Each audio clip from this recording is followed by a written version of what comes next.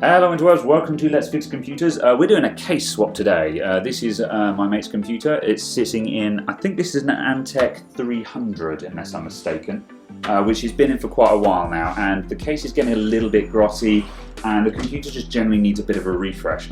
Now the best and coolest way to refresh your computer is to put it in a new case, because you get something that feels like a new computer without having to buy a new one. And the hardware we've got in here is actually pretty decent. I think it's got an i5 in it at the moment. No, or is it AMD? Yeah, no, AMD. AMD box at the moment, but it's just had a new Zotac GT 960 put in it, so it's got a shiny new graphics card. We've got decent components all around. We've got an SSD in it and a nice power supply, so it just needs a new case really, just to brighten it up a bit. So we're going to start out by stripping everything out, and then we'll put it into the new case, which is a Corsair Vengance, which is one of these bad boys, which you can't see on great view from here, but these are really cool cases. This has got loads of handles and clamps, and it's got missile switch on the front and awesome. I really like this case actually. I've never seen one in the flesh before, only in pictures, but it's everything that I hoped it would be, quite frankly. So let's get cracking with stripping this down, and I'll see you after the cut.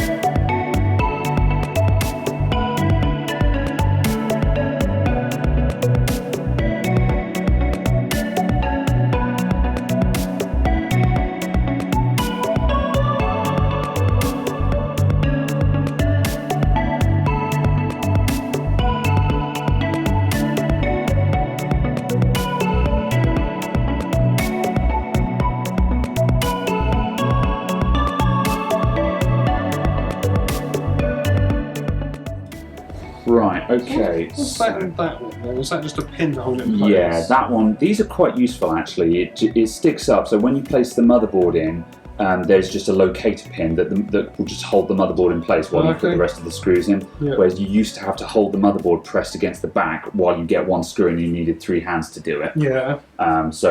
These are becoming quite common now, and I really like them. It's a simple and good idea. Before we put anything else in, would it be better to just have those 2 fans sitting at the top, do you reckon, or? Oh yeah, let's let me just get that in there.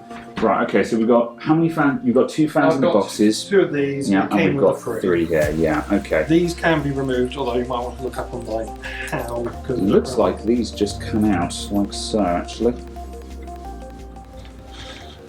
Oh, I've done that wrong. There we go, yeah. I just put my arms at completely the wrong angle then. It's just the same affair on this side. Oh, yeah.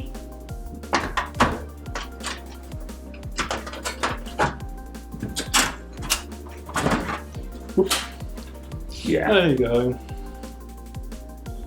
You even have these bits to hold everything in place. I like those. That's very cool. Because that means you can pin down your wires without having to zip tie them in place. Are these all just zip tie holes, I'm assuming then? Yeah. Couldn't you have left that one in place, because that's just for the bottom one? I'm going to take them both out, to be honest. We'll probably put one of them back in, but sometimes the best thing you can do when you're prepping the case is just take everything out. Yeah. There you go. There we go. So yeah, just stick that over that. Bottom one.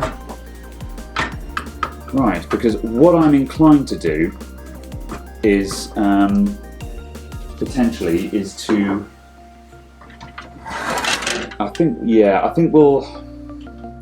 See, what I want to do is put the intake fans there instead.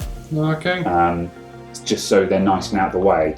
But on the other hand, I think we might need to use at least one of these drive cages. Well, I have drive, so. Yeah, exactly. Well, personally, if it were my computer, I would mount my drives up here, and I would do a good getter mount on them. Because that's what I do in my case. I have my hard drive in here, and it's just screwed in on one side, but it's screwed in super firmly. So although it's only supported on one side, it's completely solid when you feel it. Yeah. But it depends on what you want to do. You'll get to amounts going. Yeah, well, I like it because then you get all this clear space, you see. Yeah. And we can just have 2 fans mounted there and it looks nice.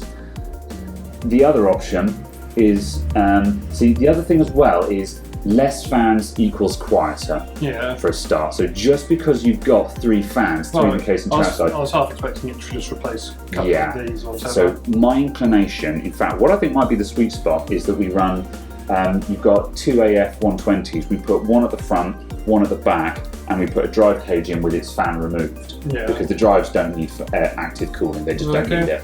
I mean, if you were running a really hot case, then maybe. Well, as we've seen, that already doesn't get that's just it. You know, this is not a hot computer. You know. So okay, so we have fitted.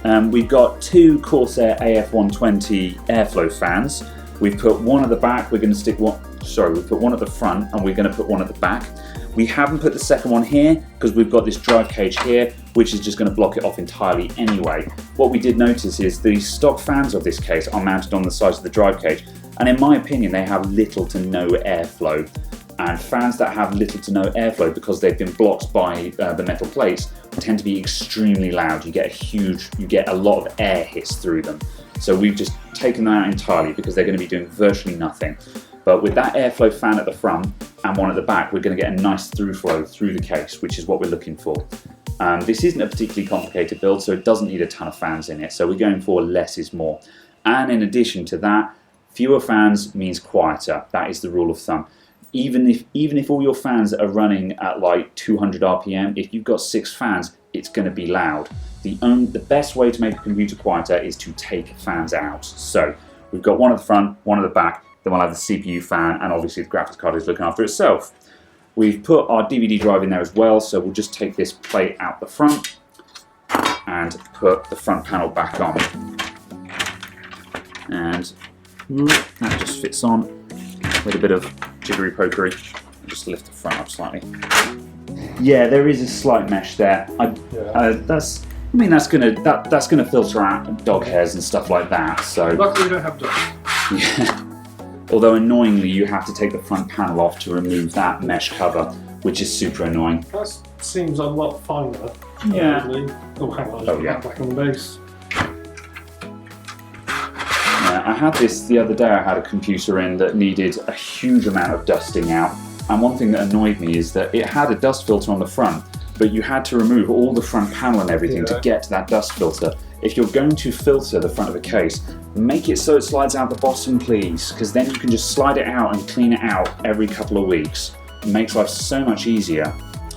Are those all just plugging into the bottom, or should we sort those before we start putting things in? I'm going to just mount the power supply just so we've got all the cables on site. They really expected you to have a longer power supply there, didn't they? Well, the kilowatt ones, they come out to like there kind of thing, so yeah. But they're oversized and daft, I think. Right, so now I would normally do it that way round. However, for the sake of tidiness, I might take another comment I saw on a YouTube video recently. A guy said, "Oh, if you mounted it the other way up, your cables would be at the back, and then it'd be a lot easier to tidy." And actually, looking at this design, I'm inclined to agree with him. So just have the filter on the bottom and clean it. Yeah, I'm going to go for the bottom now. So yeah, that bottom bit is filtered, and it's a sliding filter, so you can easily change that out every couple of months. Yeah, well, it's going to be odd plugging it in upside down now. Oh, 1 second. Oh yeah, so we're not going to do another your Apple keyboard. Shh. And we're not supposed to. We do not talk about that keyboard. Right. There we go. See, that peg has just gone through that hole there, and so that just means that's sitting where it is. Yeah, I don't think my old computer had one of that. No. Whereas normally, because this bit is all spring-loaded at the back, you have to press it against the port slightly. Yeah, there's still bits of... Yeah, that'll all sit down. Once we've actually screwed that in place, that'll all settle into position. I was starting to... And you even have enough...